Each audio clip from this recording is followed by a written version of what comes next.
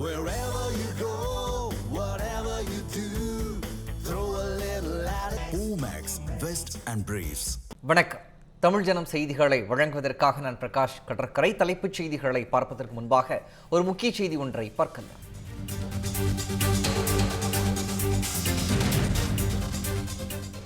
சென்னை எழும்பூர் ரயில் நிலையத்தில் நடைபெற்ற பராமரிப்பு பணிகள் முடிந்ததால் நாளை முதல் வழக்கம் போல் புறநகர் ரயில் சேவை இயங்கும் என்று அறிவிக்கப்பட்டிருக்கிறது.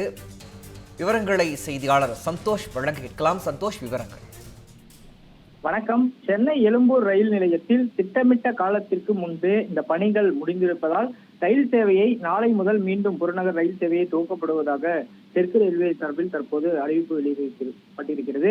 குறிப்பாக நடைமேடை 10 மற்றும் 11 இந்த பராமரிப்பு பணிகள் என்பது மிக விரைவாக முடிக்கப்பட்டதன் காரணமாகவே இந்த முன்கூட்டிய சேவை என்பது மீட்டெடுப்பு என்பது சாத்தியமாகி இருப்பதாகவும் தெரிவித்திருக்கின்றனர்.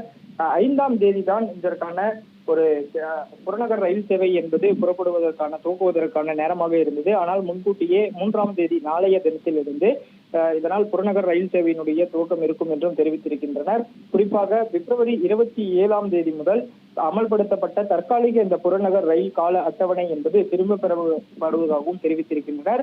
குறிப்பாக பார்த்தது சென்னை கடற்கரை, தாம்பரம், செங்கல்பட்டு, அரக்கோணம் வழித்தடத்தில் பழைய அட்டவணைப்படியே இயக்கப்படுவதாகவும் தெரிவித்திருக்கின்றனர். தற்காலிக புறநகர் ரயில் சேவைக்கான அந்த அட்டவணை என்பது ரத்து செய்யப்படுவதாகவும் தெரிவித்திருக்கின்றனர். 27க்கும் மேற்பட்ட விரைவு ரயில்கள் மேற்கு மாம்பலத்தில் இருந்து புறப்படக்கூடிய சூழ்நிலையில் அதனுடைய பழைய அட்டவணை என்பதும் விரைவு ரயில் சேவைகளுக்கும் திரும்பிப்படுவதாக தெரிவித்திருக்கின்றனர்.